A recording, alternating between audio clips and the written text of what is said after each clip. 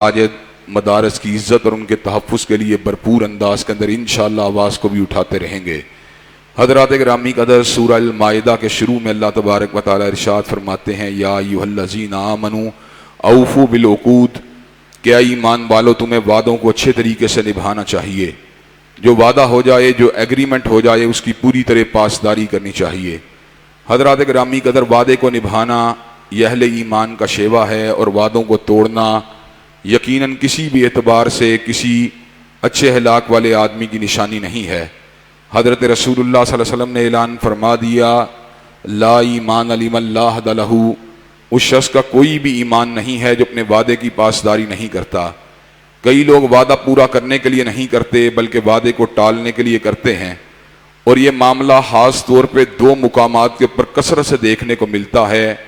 ایک مقام سیاسی اعتبار سے اور ایک مقام کاروباری اعتبار سے۔ سیاستدان بھی عوام سے جھوٹ بولتے رہتے ہیں، مجھے ووٹ دے دو، میں سڑکیں جناب پکی کر دوں گا، اس علاقے کو پیرس بنا دوں گا، لندن بنا دوں گا، ہسپتال قائم کر دوں گا، تعلیمی ادارے قائم کر دوں گا۔ ایم این اے بن جانے کے بعد 5 سال گزر جاتے ہیں لیکن وہ اپنے علاقے کا چکر لگانا بھی گوارا نہیں کرتے۔ حضرات گرامی قدر، کاروباری معاملات کے اندر بھی ہم اس بات کا مشاہدہ کر سکتے ہیں کہ آپ پرسوں آ جانا، بے فکر ہو کے پرسوں آ جائیں، آپ کو پیمنٹ مل جائے گی، کوئی مسئلے کی بات ہی نہیں۔ جب بندہ پرسوں آتا ہے، بس یار کوئی ضروری کام پڑ گیا تھا، بس آپ 2 دن کا اور ٹائم دے دیں، آپ کو 2 دن بعد پیمنٹ مل جائے گی۔ 2 دن کے بعد جناب بندہ آتا ہے، کوئی مسئلے کی بات نہیں، پیسے آپ کے کہیں بھی نہیں گئے، اپنے پاس ہی ہیں، آپ 3 دن کے بعد آ جانا، آپ کو پیمنٹ مل جائے گی۔ حضرات گرامی قدر، جس نے پیمنٹ لینی ہوتی ہے وہ چکر لگاتا رہتا ہے، چکر لگاتا رہتا ہے، وعدے کو ٹالنے کے لیے استعمال کیا جاتا ہے، دھوکہ دہی کے لیے استعمال کیا جاتا ہے۔ یہ اہل ایمان کا شیوا نہیں ہے۔ وہ لوگ جو مومن و مسلمان ہوتے ہیں انہیں اس بات کا پتہ ہوتا ہے ان العہد کان مسئولا، کہ وعدوں کے بارے میں بھی کل قیامت کا دن سوال کیا جائے گا۔ اے بندہ یہ مومن و مسلمان، اگر تو نے کسی کے ساتھ کمٹمنٹ کی تھی تجھے اون کرنا چاہیے۔ حضرات گرامی قدر، زندگی کے دیگر بہت سے اور شعبوں کے اندر بھی وعدہ خلافیاں کی جاتی ہیں۔ کئی لڑکے لڑکیوں کو جھانسا دیتے رہتے ہیں، ان کی عزت کو پامال کر دیتے ہیں شادی کے جھوٹے وعدے کر کر کے۔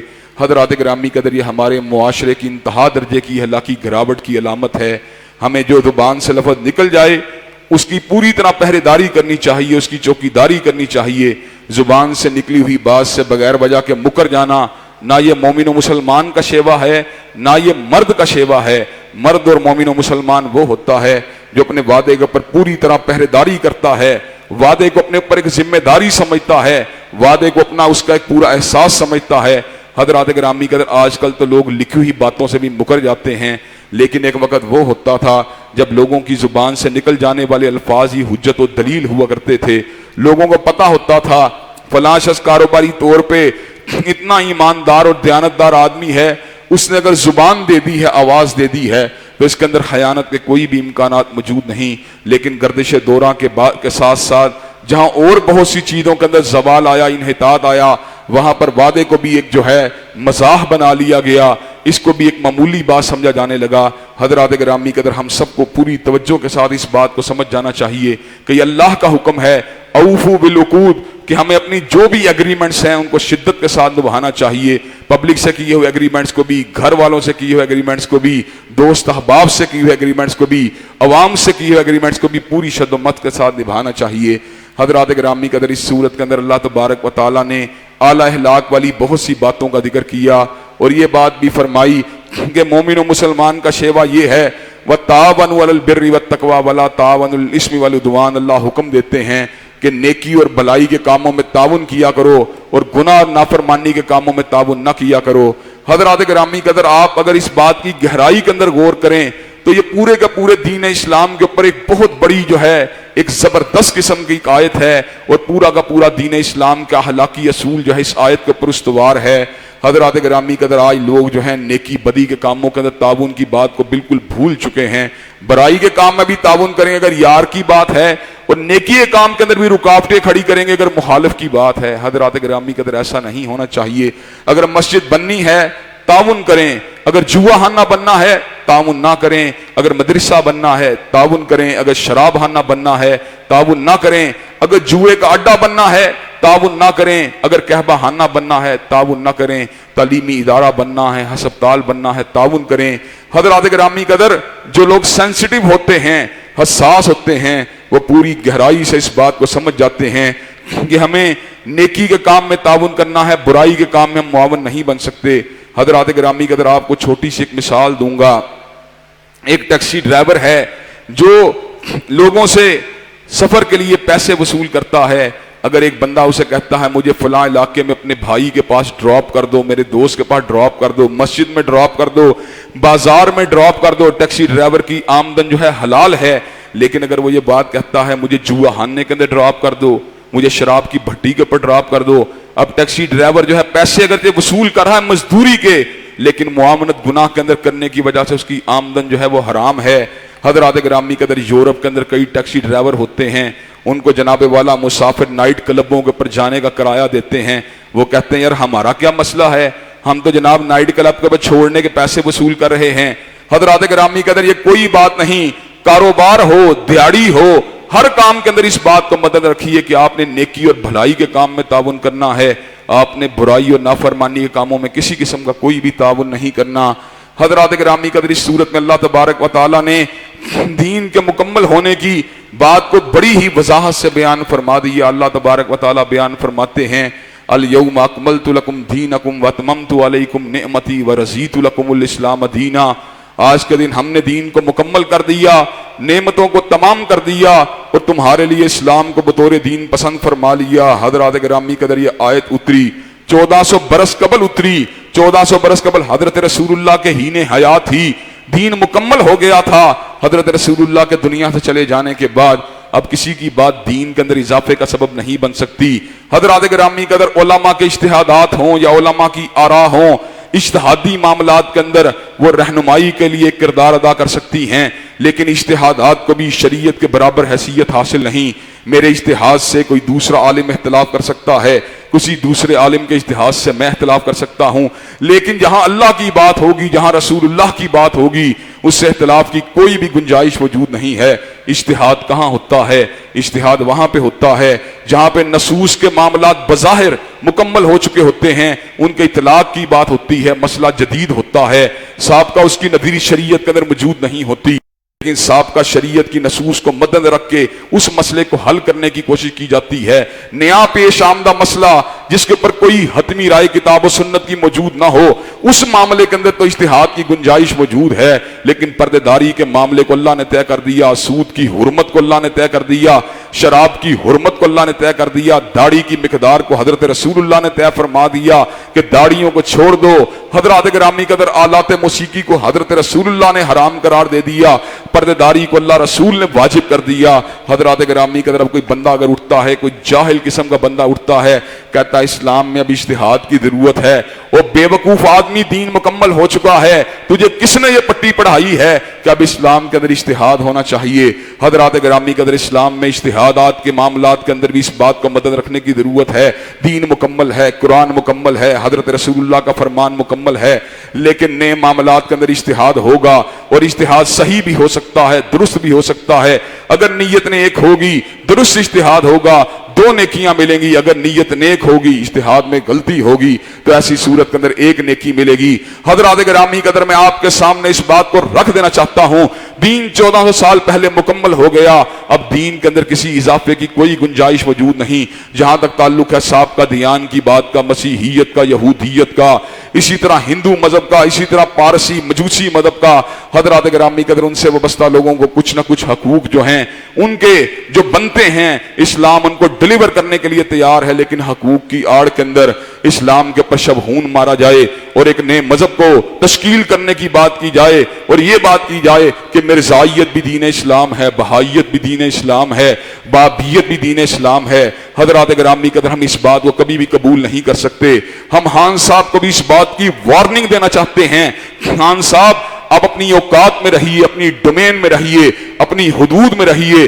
آپ ملک کے نظم و نسق چلانے کے معاملے میں بااختیار ہیں، آپ قومی اسمبلی کی نگرانی کرنے کے معاملے میں بااختیار ہیں، آپ فوجوں کی کمانڈ کرنے کے معاملے میں بااختیار ہیں، آپ دیگر معاملات میں بااختیار ہیں، لیکن شریعت کے معاملات میں آپ کو دخل دینے کا کوئی بھی حق حاصل نہیں۔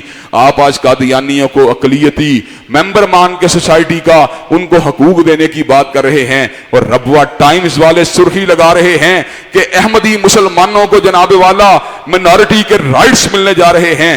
احمدی مسلمان اپنے آپ کو قادیانی اپنے آپ کو آج بھی کافر ماننے کی بجائے اپنے آپ کو مسلمان کہہ رہے ہیں، اور ہم مسلمانوں کو کافر کہہ رہے ہیں۔ حضرت رسول اللہ کی مسند مبارک کے اوپر، حضرت رسول اللہ کے منبر مبارک کے اوپر اور حضرت رسول اللہ کے مصلی مبارک کے اوپر آپ کی موجودگی کے اندر غلام محمد قادیانی کو بٹھانے کی ناپاک سازشیں کر رہے ہیں۔ حضرات گرامی قدر، زندیقیت کسی مذہب کا نام نہیں، ارتداد کسی مذہب کا نام نہیں ہے۔ حضرات گرامی قدر، قادیانی اپنے آپ کو کافر نہیں مانتے، اور آپ ان کے حقوق کے بارے میں پہلے سے زیادہ کانشیس ہو چکے ہیں، پہلے سے زیادہ آپ کو تکلیف ہے۔ پتہ نہیں آپ کے کان میں پھونکے مارنے والا کون ہے، پتہ نہیں آپ کو غلط مشورے دینے والا کون ہے۔ الحمدللہ ہم ناتما ہونے کے باوجود، ہم کمزور ہونے کے باوجود، ہم بے بس اور بے کس ہونے کے باوجود آپ کو اس بات کی تنبیہ کرنا چاہتے ہیں، اپنی ڈومین میں رہیے، اپنی حدود میں رہیے۔ جو آپ کو مینڈیٹ ملا ہے اسی مینڈیٹ کے اندر رہ کر اپنے اقتدار کو ایکسرسائز کیجئے۔ حضرات گرامی قدر، ہم ان کو اس بات کا قطعی طور پر اختیار نہیں دے سکتے کہ حضرت رسول اللہ کی ختم نبوت کے اوپر شبہون مارا جائے، آپ کی ختم نبوت کے اوپر چھاپا مارا جائے، آپ کی منبر مبارک کی توہین کی جائے، آپ کی ذات قدس کے حوالے سے کسی کو آپ کا ہم پلہ بنایا جائے۔ حضرات گرامی قدر، امت مسلمہ کبھی بھی اس بات کو گوارا نہیں کر سکتی۔ چنانچہ خان صاحب جو ہیں الحمدللہ ثم الحمدللہ ہماری حساسیت کو سمجھ چکے ہیں، رفتہ رفتہ یو ٹرن لے رہے ہیں، نور الحق قادری صاحب کے بیان آ رہے ہیں۔ حضرات گرامی قدر، اسی طرح جو ہیں انہی کے کئی ممبران جو ہیں وہ بھی اس قسم کے بیان دے رہے ہیں، ایسا نہیں ہوگا، ویسے نہیں ہوگا۔ اگر نہیں ہوگا تو پہلے فضول گفتگو کرنے کی ضرورت کیا تھی، پہلے فضول افواہیں اڑانے کی ضرورت کیا تھی؟ انشاءاللہ ابھی ہم زندہ ہیں، اور میں اکیلا زندہ نہیں، ختم نبوت کے لاکھوں جیالے زندہ ہیں، لاکھوں پروانے زندہ ہیں، اور انشاءاللہ ہم شمع رسالت کے اوپر قربان ہو جائیں گے، حضرت رسول اللہ کی ختم نبوت کے اوپر قربان ہو جائیں گے، اور چوکٹے ختم نبوت کے لیے خون کے اندر غسل کرنا گوارا کر لیں گے، لیکن حضرت رسول اللہ کی ناموس کے اوپر اور آپ کی ختم نبوت کے اوپر کسی قسم کی جو ہے چھاپا مار کاروائی کو برداشت نہیں کریں گے۔ نہ جانے کون اٹھتا ہے، کوئی کسی حکمران کو غلط مشورے دے رہا ہے، کوئی کسی حکمران کو غلط مشورے دے رہا ہے، اور میں نے دیکھا ہے اللہ تبارک و تعالی خود ناموس رسالت کا محافظ ہے، اللہ خود ختم نبوت کا محافظ ہے۔ جب بھی کبھی ختم نبوت کے اوپر چھاپا مارنے کی کوشش کی گئی، جب بھی کبھی نقب لگانے کی کوشش کی گئی، حضرات گرامی قدر قادیانیوں کو منہ کی کھانی پڑی، ذلیل ہوئے، رسوا ہوئے، ناکام ہوئے، نامراد ہوئے۔ ختم نبوت کا آفتاب حضرت رسول اللہ کی ذات قدس کی شکل کے اندر جگمگا رہا ہے۔ حضرت رسول اللہ ہمارے قائد ہیں، ہمارے راہبر ہیں، ہمارے رہنما ہیں، ہمارے دل کی دھڑکن ہیں، ہماری نظر کا نور ہیں، ہماری آنکھوں کی ٹھنڈک ہیں۔ حضرت رسول اللہ کی ناموس اور ختم نبوت کے اوپر میری بیوی بھی قربان ہے، حضرت رسول اللہ کی ختم نبوت اور آپ کی ناموس کے اوپر میرے بچے بھی قربان ہیں، حضرت رسول اللہ کی ختم نبوت اور آپ کی ناموس کے اوپر میرے بیٹے بھی قربان ہیں، اور حضرت رسول اللہ کی ختم نبوت اور آپ کی ناموس کے اوپر میری ذات بھی قربان ہے۔ اور میری ذات کیا ہے؟ اللہ اگر مجھے 1000 جنم دے، 1000 جنموں میں سے ہر جنم جو ہے حضرت رسول اللہ کی ناموس اور آپ کی ختم نبوت کے اوپر قربان ہے۔ حضرات گرامی قدر، انشاءاللہ چوکٹے ختم نبوت کا بھرپور طریقے سے دفاع کرنے کے لیے تیار ہیں انشاءاللہ۔ حضرات گرامی قدر، اسی صورت میں اللہ تبارک و تعالیٰ نے اس بات کا بھی ذکر کیا کہ اللہ تبارک و تعالیٰ نے مسلمانوں کے لیے جہاں پر بہت سی طیب چیزوں کو حلال کیا ہے، وہاں پر اللہ تبارک و تعالیٰ نے اسلام کے معاشرتی دامن کو مزید ایکسٹینڈ کیا۔ اللہ تبارک و تعالیٰ فرماتے ہیں الیوم احل لکم الطیبات وطعام الذین اوتوا الکتاب حل لکم وطعامکم حل لہم والمحصنات من المؤمنات والمحصنات من الذین اوتوا الکتاب من قبلکم۔ آج کے دن طیب کھانے تمہارے لیے حلال ہیں، تمہارا کھانا اہل کتاب کے لیے حلال ہے، اور اہل کتاب کا وہ کھانا جو اپنی اصلی حیثیت میں حلال ہو وہ بھی تمہارے لیے حلال ہے۔ اہل کتاب جو ہیں اگر ذبیحہ کر کے کھاتے ہیں، جس طرح یہودی ذبیحہ کر کے کھاتے ہیں، ان کے دسترخوان سے حلال جانور کا کھانا تمہارے لیے حلال ہے۔ اگر ان کے دسترخوان کے اوپر پکی ہوئی چیز اپنی حیثیت میں حلال ہو تو تمہارے لیے حلال ہے۔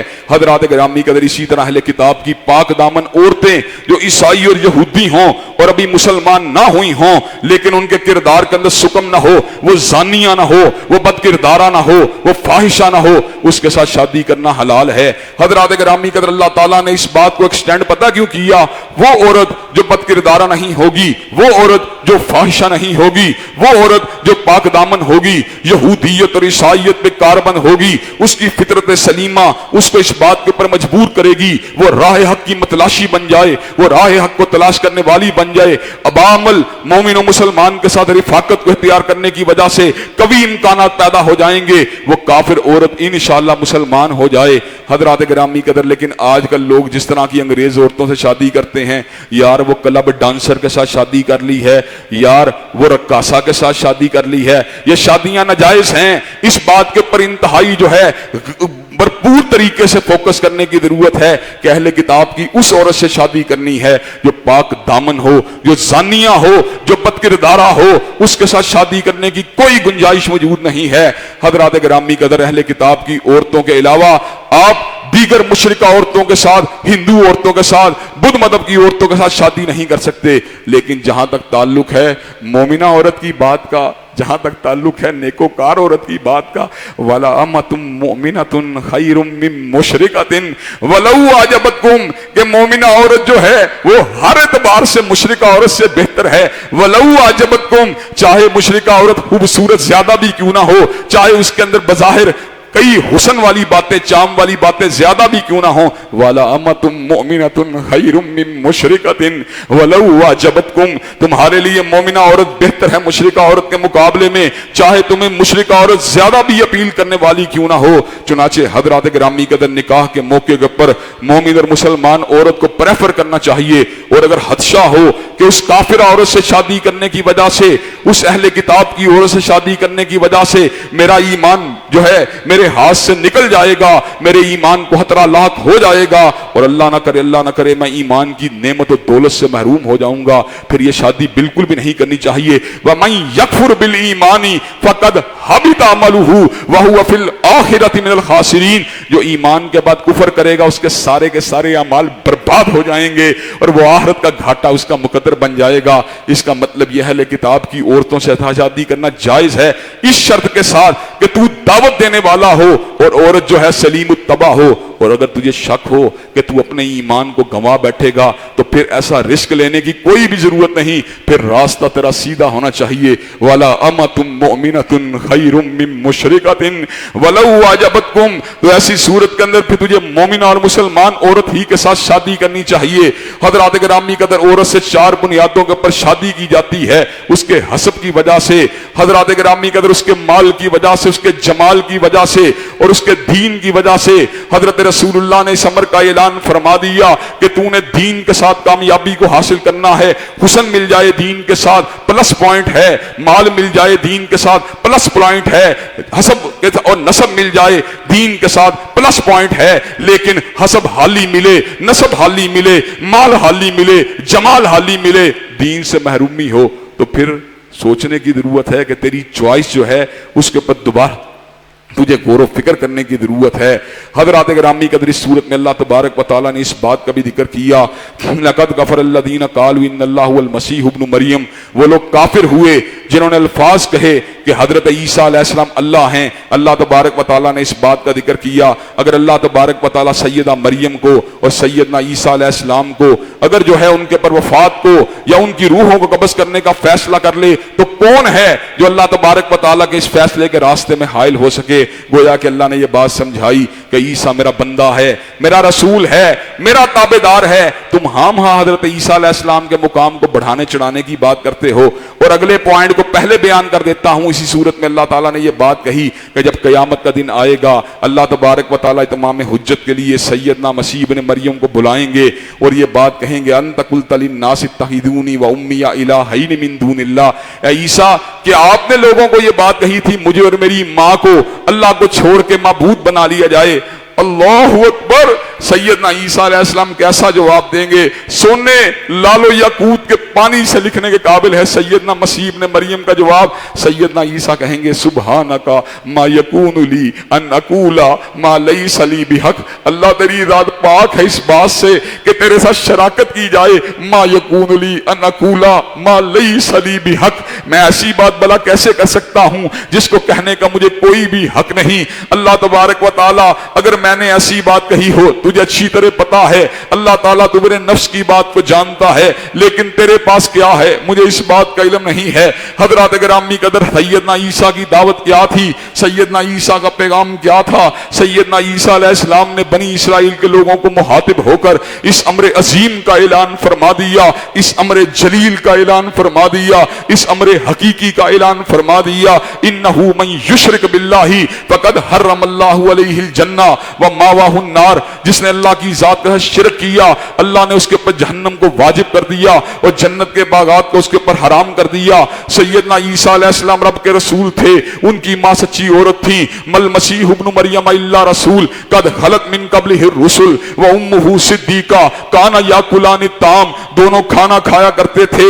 انظر کیف نبین لہم الآیات ثم انظر انا یوفکون، اللہ تبارک و تعالیٰ فرماتے ہیں دیکھو میں آیات کو کیسے کھول کھول کے بیان کرتا ہوں، لیکن عیسیٰ کو معبود سمجھنے والے پھر بھی جھوٹ بولنے سے بات نہیں آتے۔ اگر عیسیٰ رب ہوتا بھوک نہ لگتی، اگر عیسیٰ کو بھوک لگی تو اس کا مطلب یہ ہے وہ عبد الرب تو تھے لیکن رب نہیں تھے۔ حضرات گرامی قدر، سیدنا عیسیٰ کو اللہ نے بن باپ کے پیدا فرما دیا، عیسائی اس حوالے سے مغالطے کا شکار ہوئے، اللہ نے مغالطے کو رفع فرما دیا۔ ان مثل عیسیٰ عند اللہ کا مثل آدم خلقہ من تراب ثم قال له کن فیکون، بے شک عیسیٰ کی مثال اللہ کے نزدیک سیدنا آدم کی مانند ہے، جو پروردگار عالم آدم کو بن باپ اور بن ماں کے پیدا کر سکتا ہے کہ عیسیٰ کو بن باپ کے پیدا نہیں کر سکتا؟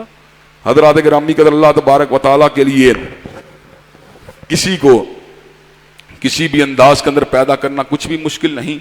حضرات گرامی قدر، اس صورت میں اللہ تبارک و تعالیٰ نے حضرت موسیٰ علیہ السلام کے ساتھیوں کی بے وفائی کا بھی ذکر کیا کہ جب جہاد کی بات آتی تو سیدنا موسیٰ علیہ السلام کے رفقا بجائے اس کے جہاد کے معاملات میں آپ کا ساتھ دیتے، یہ بات کہتے فَاذْهَبْ أَنْتَ وَرَبُّكَ فَقَاتِلَا إِنَّا هَاهُنَا قَاعِدُونَ، آپ اور آپ کا رب جا کے مقابلہ کیجئے، ہم یہاں پہ بیٹھے ہوئے، جب فتح ہو جائے گی ہم بھی شامل ہو جائیں گے۔ حضرات گرامی قدر، اس کے مقابلے میں اصحاب محمد صلی اللہ علیہ وسلم کی وفاداری کا عالم کیا ہے؟ حضرت رسول اللہ پہ جانیں چھڑکنے والے، آپ کے دفاع کے لیے اپنے سینوں کو پیش کرنے والے۔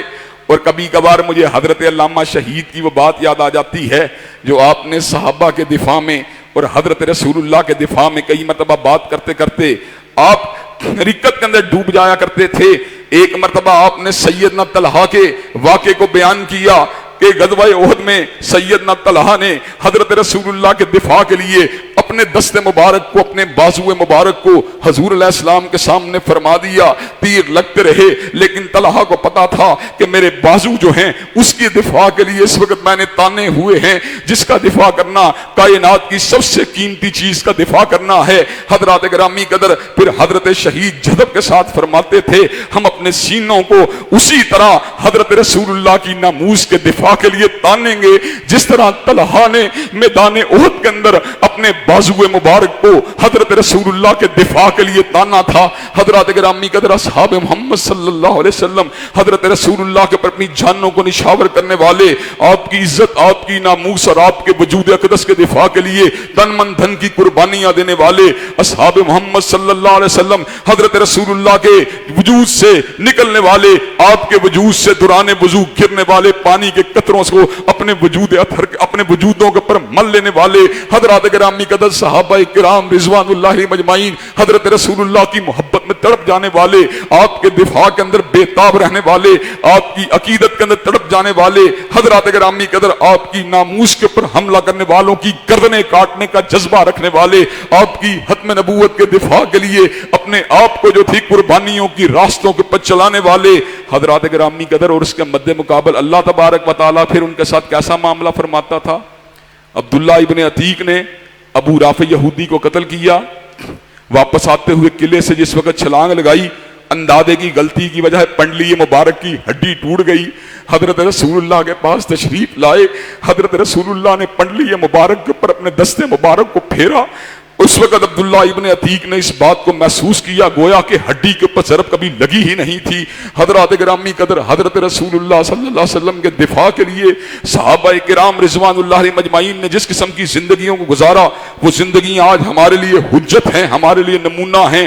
ہمیں بھی انہی راہوں کے اوپر چل کے انشاءاللہ اللہ تبارک و تعالیٰ کو راضی کرنا ہے۔ حضرات گرامی قدر، اس صورت میں اللہ تبارک و تعالیٰ نے اس بات کا بھی ذکر کیا کہ آدم علیہ السلام کے دو بیٹوں کے درمیان جو اختلاف ہوا وہ قربانی کی قبولیت کے مسئلے پہ ہوا تھا۔ ایک بھائی کی قربانی قبول ہو گئی، اس وقت قربانی کی قبولیت کو اللہ وعدے فرما دیتے تھے۔ اللہ کا بڑا کرم ہے امت محمدی صلی اللہ علیہ وسلم کے اوپر کہ اللہ تعالی ہمارے گناہوں کے اوپر پردہ ڈالے ہوئے ہیں۔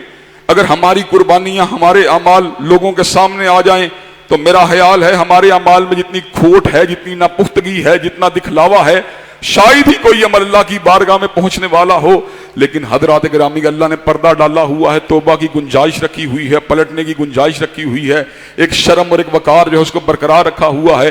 حضرات گرامی قدر، لیکن امم سابقہ کے اوپر طریقہ کار یہ تھا کہ آسمان سے آگ آتی تھی، قربانی کو کھا کے چلی جاتی تھی، سمجھ آ جاتی تھی کہ اللہ تعالیٰ نے قربانی کو قبول کر لیا ہے۔ ایک بھائی کی قربانی قبول ہوئی، دوسرے کی قربانی قبول نہ ہوئی۔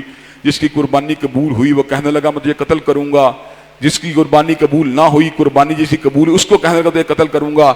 کہنے لگا تو مجھے کیوں قتل کرنا چاہتا؟ اپنے تقویٰ پیدا کر، اللہ تقوی والوں کی قربانیوں قبول کرتا ہے۔ لیکن وہ حسد کے اوپر تلا رہا، اس نے اپنے بھائی کو شہید کر دیا۔ شہید کرنے کے بعد ذہن میں یہ خیال آیا یہ مجھ سے کیا خطا ہوئی۔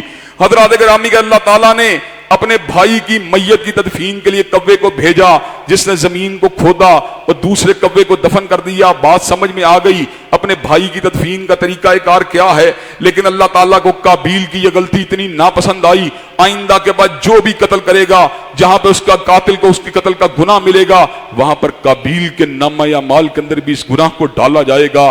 جو شخص کسی بدی کا مجد ہوتا ہے، حضرات گرامی قدر، ہر بدی کرنے والا جو اس کی اتباع کرتا ہے اس کو بھی اس بدی کا پورا جو ہے غضب حاصل ہوگا۔ اور حضرات گرامی کا جو نیکی کا اجرا کرتا ہے، نیکی کو جاری کرتا ہے، جب تک لوگ اس کو فالو کرتے رہیں گے اس کو بھی نیکی کا اجر ملے گا۔ حضرات گرامی قدر، یہ لامتناہی سلسلہ اجر و ثواب کا انسان کے دنیا سے چلے جانے کے بعد بھی جاری رہے گا۔ حضرات گرامی قدر، اگر میں نے کسی بندے کو اس بات کی تلقین کی نماز باجماعت کو ادا کرو، اس نے نماز باجماعت کو ادا کیا، 27 نمازوں کا ثواب جہاں پہ اس کو ملے گا انشاءاللہ مجھے بھی ملے گا۔ حضرات گرامی قدر، وہ بندہ مسجد نبوی میں پہنچا، 27,000 نمازوں کا ثواب جہاں پہ اس کو ملے گا وہاں پر انشاءاللہ امید ہے اللہ مجھے بھی دے گا۔ وہ حرم پاک میں داخل ہوا، نماز کو ادا کیا، 27 لاکھ نماز کا ثواب جہاں پہ اس نے حاصل کیا، وہاں پر نیکی کی دعوت دینے والے کو بھی 27 لاکھ کا حسنات کا مقابلہ نہیں کر سکتا۔ اس لیے کہ امت کے اندر جتنے لوگ بھی نیکیاں کرتے ہیں، جہاں پر نیکی کرنے کا اجر ان کو ملتا ہے، وہاں پر نیکی کے سب سے بڑے داعی اور مبلغ حضرت رسول اللہ کے میزان حسنات کے اندر بھی اس اجر کو شامل کر لیا جاتا ہے۔ حضرات گرامی قدر، اس صورت کے اندر اللہ تبارک و تعالیٰ نے اس بات کا بھی ذکر کیا کہ کسی کو بلا جواز قتل کرنا یہ بہت بڑے گناہ کی بات ہے۔ من اجلی ذالک کتبنا علی بنی اسرائیل انہ من قتل نفسا بغیر نفس او فساد فی الارض فَكَأَنَّمَا قَتَلَ النَّاسَ جَمِيعًا، جس نے ایک انسان کو قتل کیا اس نے ایک کو نہیں مارا بلکہ پوری انسانیت کو مارا ہے۔ وَمَنْ أَحْيَاهَا فَكَأَنَّمَا أَحْيَا النَّاسَ جَمِيعًا، اور جس نے ایک کو زندہ کیا اس نے پوری انسانیت کو زندہ کیا ہے۔ حضرات گرامی قدر، اس صورت میں اللہ تبارک و تعالیٰ نے وسیلے کو اختیار کرنے کا بھی حکم دیا۔ وسیلے کی بحث بڑی ہی مارکۃ الآراء بحث ہے جو کئی مرتبہ سوسائٹی میں جاری ہوتی ہے۔ وسیلے کا اصل مطلب کیا ہے، مفہوم کیا ہے؟ یا ایھا الذین آمنوا اتقوا اللہ وابتغوا الیہ الوسیلہ، اللہ تعالیٰ سے ڈر جاؤ اور اس کے لیے وسیلہ تلاش کرو۔ اس کا مطلب کیا ہے؟ اس بات کے پر اکثر لوگ جو ہیں کئی مرتبہ بھٹک جاتے ہیں۔ وسیلے کا مطلب لوگ یہ سمجھتے ہیں شاید کسی کی ذات کے صدقے، شاید فلاں کے صدقے، فلاں کے صدقے اللہ تک پہنچنا چاہیے۔ نہیں، ایسی بات نہیں۔ وسیلے کا مطلب یہ ہے اللہ تعالیٰ کی قربت کو تلاش کرنے کے لیے دعا کی جاتی ہے تو کئی ایسے عناصر استعمال کیے جاتے ہیں جس سے دعا کی قبولیت کے امکانات پیدا ہو جاتے ہیں۔ وسیلے کا پہلا طریقہ کار یہ ہے، اللہ کے بڑے بڑے خوبصورت نام ہیں، اللہ کو ان ناموں کا واسطہ دیا جائے، اللہ کی قدرتوں کا، اللہ کی صفات کا واسطہ دیا جائے۔ اللہ تو رحمان ہے، تو رحیم ہے، میرے پہ رحم فرما دے۔ اللہ تو جبار ہے، اللہ دشمنوں کے اوپر غلبہ پانے میں میری مدد فرما۔ اللہ تو منتقم ہے، اللہ میں مجبور ہوں، اللہ تو میرے دشمنوں سے انتقام لینے میں میری مدد فرما۔ حضرات گرامی قدر، اللہ تجھے تیری عزت کا واسطہ ہے، میری مدد فرما۔ اللہ میں تیری رحمت سے استغاثہ کرتا ہوں، اللہ میرے ساتھ اپنی مدد کو شامل حال فرما۔ ایک وسیلے کی ایک طریقہ یہ اللہ کی رحمت کا، اس کی صفات کا اس کو واسطہ دیا جائے، اس کے ناموں کا اس کا واسطہ دیا جائے۔ حضرات گرامی کا دوسری بات یہ ہے، میرا اور اللہ کا ایک معاملہ ہے، پیدائش سے لے کر آج کے دن تک میں نے اللہ تعالیٰ کی اگر کچھ تابعداری کی نیک نیتی کے ساتھ تو میں اللہ تبارک و تعالیٰ کی بارگاہ میں آگے کہوں اللہ آج میں پھنس گیا، کل تجھے یاد ہے میں بڑا ہی گناہ گار ہوں، بڑا ہی خطا کار ہوں، لیکن فلاں موقع پہ اللہ تعالیٰ میں نے تیری تابعداری کی تھی، اللہ تعالیٰ اگر تجھے وہ میرا عمل پسند تھا آج مجھے اس مصیبت سے باہر نکال دے۔ حضرات گرامی قدر، غار کے اندر سیلابی بارش کے اندر 3 مسافر پھنس جاتے ہیں، اس موقع کے پر تینوں مسافر اپنے اپنے نیک عمل کو اللہ کی بارگاہ میں پیش کرتے ہیں، اس غار کے پتھر کو اللہ تبارک و تعالیٰ دعا کی وجہ سے ہٹا دیتے ہیں۔ تیسری صورت یہ ہے، ایک بندہ ہے جو شب زندہ دار ہے، تہجد گزار ہے، اس کو زندہ ہے، اس کے پاس جا کے اس کو کہنا یار بھائی میرے لیے دعا کر دو، شاید اللہ تبارک و تعالیٰ تمہاری دعا کو میرے حق میں قبول و منظور فرما لے۔ حضرات گرامی قدر، یہ وسیلے کا چیپٹر پورا کا پورا مکمل ہو گیا، نہ کسی کا صدقہ دینے کی ضرورت ہے، نہ کسی کا واسطہ دینے کی ضرورت ہے، نہ ہی دنیا سے چلے جانے والے لوگوں کے پاس جانے کی ضرورت ہے۔ حضرات گرامی قدر، جب تک دنیا کے اندر موجود تھے، ہماری باتوں کو سن رہے تھے، اب ہمارے ان کے درمیان ایک برزخ ہے، ایک پردہ ہے، اب ہماری پکاریں، ہماری باتیں ان تک نہیں جا سکتی۔ اللہ حی و قیوم ہیں، ہر آن سننے والے ہیں، ہر لحظہ سننے والے ہیں، ہر مقام پہ سننے والے ہیں، چنانچہ اللہ تبارک و تعالیٰ ہی کی ذات کا، اسی کی صفات کا، اسی کے ناموں کا استغاثہ دے کر اس سے مدد مانگتے رہنا چاہیے۔ حضرات گرامی قدر، اس صورت میں اللہ تبارک و تعالیٰ نے اس بات کا بھی ذکر کیا، انا انزلنا التوراۃ فیہا ھدی و نور یحکم بہا النبیون الذین اسلموا للذین ھادوا والربانیون والاحبار بما استحفظوا من کتاب اللہ۔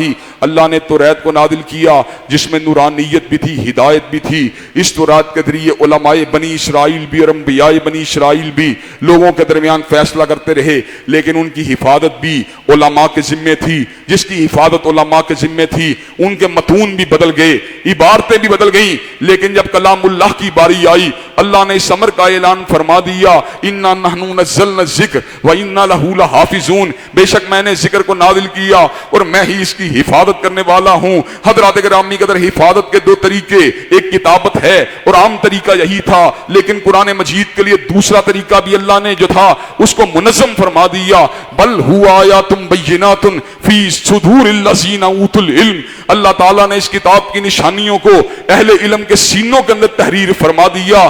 حضرات گرامی قدر، 1400 برس گزر گئے ہیں، لیکن آج بھی ہر مسجد کے اندر، ہر مدرسے کے اندر درجنوں حافظ موجود ہیں۔ الحمد کی الف لام سے لے کر الناس کی الف سین تک جہاں سے ان کو پڑھانا چاہو وہ پڑھ سکتے ہیں۔ حضرات گرامی قدر، ان کا حفظ اس بات کی دلیل ہے، بل ہوا آیات بینات فی صدور الذین اوتوا العلم، یہ زندہ رہنے والی کتاب ہے، اس لیے اللہ تعالیٰ نے اس کو زندوں کے سینوں کے اندر محفوظ و مامون فرما دیا۔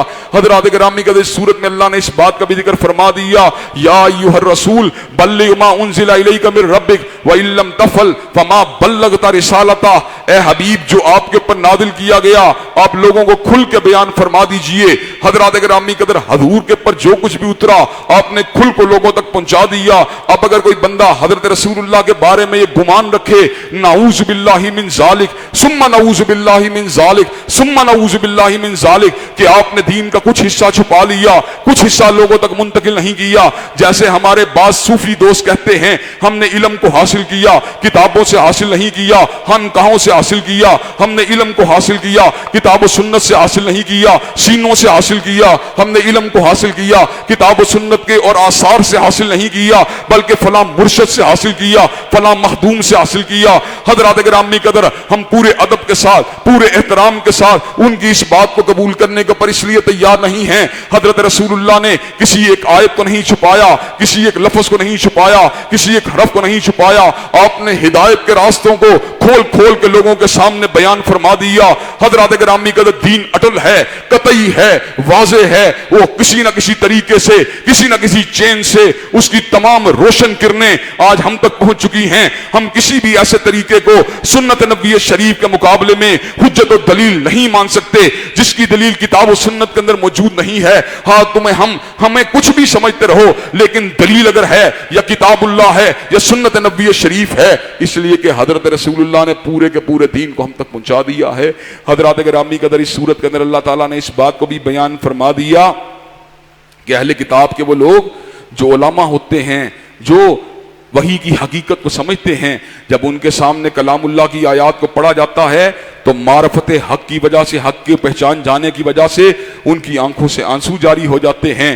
حضرات گرامی قدر, نجاشی حبشہ کا بادشاہ تھا, لیکن جب جعفر طیار نے سورہ مریم کی آیات کو تلاوت کیا کہ سیدہ مریم اپنی جھولی مبارک کے اندر سیدنا عیسیٰ کو لیے ہوئے جس وقت اپنی بستی والوں کے پاس آتی ہیں, بستی والے کہتے ہیں یا اخت ہارون ما کان ابوک امرا سوء وما کانت امک بغیہ, اے ہارون کی بہن نہ عمران کی بیٹی, نہ تیرا باپ برا آدمی تھا نہ تیری ماں نے خیانت کی تھی, یہ تو نے کیا کیا. سیدہ مریم کیا کہتی ہیں, فاشارت الی, اپنی انگلی کا اشارہ سیدنا عیسیٰ کی طرف فرما دیا. بستی کے لوگ کہتے ہیں کیف نکلم من کان فی المہدی صبیہ, ہم اس کے ساتھ کیسے کلام کریں جو بھی چھوٹا سا بچہ ہے. اللہ تبارک و تعالیٰ نے سیدنا عیسیٰ کو قوت گویائی سے سرفراز فرما دیا. سیدنا عیسیٰ گویا ہوئے, انی عبداللہ آتانی الکتاب وجعلنی نبیہ, میں اللہ کا بندہ ہوں, اللہ نے مجھے کتاب بھی دی ہے, نبوت بھی دی ہے. سیدنا عیسیٰ نے گویا کہ اس بات کو وعدے فرما دیا, میری ماں کی طہارت کے بارے میں شک کرنے والوں, میری ماں کے تزکیے کے بارے میں شک کرنے والوں, میری ولدیت کے بارے میں ابہام کا شکار ہونے والوں, میں اللہ تبارک و تعالیٰ کا بندہ ہوں, اللہ نے مجھے کتاب بھی دی ہے, مجھے نبوت بھی دی ہے. حضرات گرامی قدر, میں آپ کے سامنے اس بات کو رکھ دینا چاہتا ہوں, جاوید غامدی صاحب اور ان کی قبیل کے بہت سے لوگ جو سیدنا عیسیٰ علیہ السلام کی دمشق کی جامع مسجد کے مینار کے اوپر نزول کے بارے میں طرح طرح کی تعویلیں کرتے ہیں, اس بات کو رد کرنے کی کوشش کرتے ہیں. لیکن جہاں پر یہ بات آتی ہے کہ سیدنا عیسیٰ علیہ السلام کو اللہ نے بن باپ کے پیدا کیا, سیدنا عیسیٰ علیہ السلام جو تھے بچپنے ہی کے اندر کلام کرتے تھے, حضرات گرامی قدر اس وقت اس بات کو تسلیم کر لیتے ہیں. اگر قرآن مجید کی آیات بینات کو آپ اس لیے تسلیم کر لیتے ہیں کہ عقل کی کسوٹی کے اوپر یہ پوری اترے یا نہ پوری اترے, ایمان کا تقاضا یہ ہے کہ ان باتوں کو مانا جائے, تو پھر ہم یہ بات کہنے میں حق بجانب ہیں جس پروردگار عالم نے قرآن مجید میں ایسے حقائق کو بیان کیا, اسی کے رسول نے اس بات کو بیان کیا. اگر سیدنا عیسیٰ بن باپ کے پیدا ہو سکتے ہیں, اگر سیدنا عیسیٰ علیہ السلام جھولی مبارک کے اندر سیدہ مریم کی کلام کر سکتے ہیں, تو ہمارا عقیدہ یہ ہے اللہ نے ان کو زندہ آسمانوں کی طرف اٹھا لیا اور قرب قیامت میں اللہ ان کو دمشق کی جامع مسجد کے مینار پہ اتارے گا. سیدنا عیسیٰ روح اللہ جو ہیں ایسے عالم میں آئیں گے, حضرت رسول اللہ صلی اللہ علیہ وسلم کے امتی بن کے آئیں گے اور آپ ہی کی شریعت کو آگے بڑھائیں گے. مرزائی کہتے ہیں کہ تم مرزے کو نبی ماننے کے لیے تیار نہیں, لیکن حضور علیہ السلام کے بعد عیسیٰ کی نبوت کو تم مان لیتے ہو. ہم کھل کے یہ بات کہنا چاہتے ہیں, مرزے نے دعوی نبوت کیا حضرت رسول اللہ کے بعد کیا ہے, جبکہ سیدنا عیسیٰ علیہ السلام کو نبوت حضور اقدس سے پہلے ملی ہے. حضرت عیسیٰ علیہ السلام نے اپنی زبان رسالت مآب سے اس امر کا اعلان فرما دیا, انی عبداللہ آتانی الکتاب وجعلنی نبیہ, میں اللہ کا بندہ ہوں, اللہ نے مجھے کتاب بھی دی ہے, نبوت بھی دی ہے. اور جا, سیدنا عیسیٰ تو تب نبی بنے جب حضرت رسول اللہ کے پر بھی وحی کا نزول نہیں ہوا تھا, لیکن تم نے مرزے کو اس وقت نبی مانا جب حضور کی شریعت مکمل ہو چکی تھی, جب قرآن کا نزول مکمل ہو چکا تھا, جب احادیث مبارکہ کا بیان مکمل ہو چکا تھا.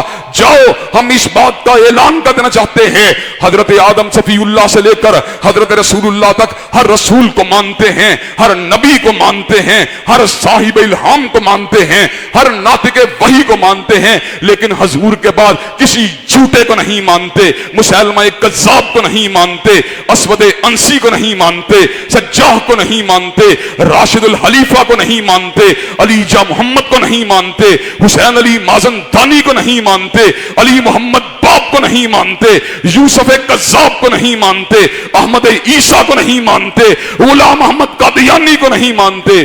مانتے ہیں کہ حضرت رسول اللہ اللہ کے آخری نبی ہیں, اللہ کے آخری رسول ہیں، ان کے بعد کوئی نبی نہیں ہو سکتا۔ اور حضرات گرامی قدر اس سورت کا آخری اہم نقطہ جسے بیان کر کے اپنی بات کو ختم کروں گا، اللہ نے اس کے اندر 4 برائیوں سے روکنے کی دعوت دی ہے، رکنے کی دعوت دی ہے۔ یا ایھا الذین آمنوا انما الخمر والمیسر والانصاب والازلام رجس من عمل الشیطان، اے ایمان والو، شراب، جوئے، اسی طرح بتگری، اسی طرح پانسا، یہ بدترین شیطانی کام ہیں، ان سے بچ جاؤ تاکہ تم کامیاب ہو جاؤ۔ بعض لوگ لوگوں کو وسوسہ دیتے ہیں شراب جو ہے وہ حرام نہیں ہے، قرآن میں اس کی حرمت کا ذکر نہیں ہے، حدیث مبارکہ سے لوگوں کو بدظن کرنے کے لیے قرآن کا حوالہ دیتے ہیں۔ ایک دن میں سپیریئر یونیورسٹی کے اندر موجود تھا، وہاں پہ ایک لڑکا کھڑا ہوا، اس نے کہا قرآن مجید نے شراب کو حرام نہیں کہا۔ میں کہا عمل شیطان حلال ہوتا ہے؟ میں کہا اللہ نے عمل شیطان کا، عمل شیطان حلال ہوتا ہے؟ جب میں نے یہ بات کہی تو اس کے پر چپ کی مہر لگ گئی۔ حضرات گرامی قدر، کتاب و سنت مل کے شریعت مکمل ہوتی ہے۔ کتاب اللہ کی آیات کو جھٹلانے کے لیے کئی مرتبہ لوگ جو ہیں احادیث مبارکہ کو جھٹلانے کی کوشش کرتے ہیں۔ حضرات گرامی قدر، اللہ نے شراب اور جوا ویسے تو اللہ کے حکم سے حرام ہے، لیکن اللہ نے اس کی حرمت کی ایک بہت بڑی وجہ بھی یہ بتلا دی۔ انما الخمر والمیسر انما الخمر والمیسر انما یرید الشیطان ان یوقع بینکم العداوۃ والبغضاء فی الخمر والمیسر ویصدکم عن ذکر اللہ وعن الصلاۃ۔ اللہ تبارک و تعالیٰ فرماتے ہیں بے شک شیطان شراب اور جوئے کے ذریعے مسلمانوں کو آپس میں لڑانا چاہتا ہے اور تمہیں ذکر الہی اور نماز سے روکنا چاہتا ہے۔ حضرات گرامی قدر، جہاں جوا ہوتا ہے وہاں پہ لڑائی ہوتی ہے، جہاں پہ شراب ہوتی ہے وہاں پہ لڑائی ہوتی ہے۔ شراب اور جوا کے اندر مبتلا لوگ جو ہوتے ہیں نمازوں سے دور ہوتے ہیں، ذکر الہی سے دور ہوتے ہیں۔ چھوٹے سے جوئے پہ غور کر لے، جو بکیے کرکٹ پہ جوا لگاتے ہیں، اس بال پہ جوا، اس شاٹ پہ جوا، اس بال پہ جوا، اس شاٹ پہ جوا، اس اوور پہ جوا، پورے میچ پہ جوا۔ حضرات گرامی قدر، فجر کے بعد جناب ظہر کا وقت گزر گیا، عصر کا وقت گزر گیا، جواریہ دیکھ رہا ہے، بال کو دیکھ رہا ہے، شاٹ کو دیکھ رہا ہے، کوئی پتہ نہیں اللہ کے ذکر کا، کوئی پتہ نہیں نماز کا، کوئی پتہ نہیں اللہ تبارک و تعالیٰ کی ذات کے ساتھ رجوع کا۔ جوا جیتنے کے بعد بڑے فخر کے ساتھ جناب سینہ تان کے نکلا، اور جوا ہارنے کے بعد جیتنے والے کو گالیاں دیتے ہوئے نکلا۔ جیتنے والا جو تھا وہ بڑا خوش ہے وقتی طور پہ، کل 2-4 مہینے کے بعد پھر وہ رو رہا ہوگا۔ حضرات گرامی قدر، ہم نے اپنی آنکھوں سے ایسے منظر دیکھے، لوگ جوئے کے اندر اپنا گھر ہار گئے، لوگ جوئے کے اندر اپنی گاڑی ہار گئے، لوگ جوئے کے اندر اپنی بیوی ہار گئے۔ لیکن حضرات گرامی قدر، جواریے لوگ اس کبھی حرکت سے باز نہیں آئے۔ اللہ تبارک و تعالی ہم سب کو عقل سلیم عطا فرمائے اور شریعت اسلامیہ کی روشن تعلیمات کے اوپر پیرا ہونے کی توفیق دے۔ وآخر دعوانا الحمدللہ رب العالمین، الحمدللہ رب العالمین، الرحمن الرحیم، مالک یوم الدین، ایاک نعبد و ایاک نستعین، اہدنا الصراط المستقیم، صراط الذین انعمت علیہم غیر المغضوب علیہم ولا الضالین، آمین۔ الف لام میم، اللہ لا الہ الا هو الحی القیوم و الہکم الہ واحد لا الہ الا هو الرحمن الرحیم۔ اللہم صلی علی محمد وعلی آل محمد کما صلیت علی ابراہیم وعلی آل ابراہیم انک حمید مجید۔ اللہم بارک علی محمد وعلی آل محمد کما بارکت علی ابراہیم وعلی آل ابراہیم انک حمید مجید۔ اے اللہ ہم سب کے گناہوں کو معاف فرما، اے اللہ ہم سب کی تکلیفوں کو رفع فرما، اے اللہ ہماری بے چینیوں بے قراریوں کو دور فرما، اے اللہ ہم سب کے گھروں میں امن و سکون اور راحتوں کا نزول فرما۔ اللہ جتنی تکلیفیں آ چکی ہیں ان پر صبر کرنے والا بنا۔ اللہ آئندہ والی زندگی میں تکلیف سے اور آزمائی سے ہم سب کو محفوظ و مامون فرما۔ اے اللہ کرونا کی وبا کو امت مسلمہ سے دور فرما، عالم انسانیت سے دور فرما، اللہ پرامن انسانیت سے دور فرما۔ اے اللہ اس وبا کے شر سے اور اس کے اثرات، منفی اثرات سے ہم سب کے خانوادوں کو، ہم سب کے گھرانوں کو محفوظ و مامون فرما۔ اللہ بہت سے لوگ اس کی آڑ لے کر دین پر، مدارس پر، مساجد پر حملہ کرنا چاہتے ہیں، ان کے خلاف سازشیں کرنا چاہتے ہیں، اللہ ان کی شرارتوں سے ہم سب کو محفوظ و مامون فرما۔ ربنا آتنا فی الدنیا حسنۃ وفی الآخرۃ حسنۃ وقنا عذاب النار۔ سبحان ربک رب العزۃ عما یصفون والسلام علی المرسلین والحمد للہ رب العالمین۔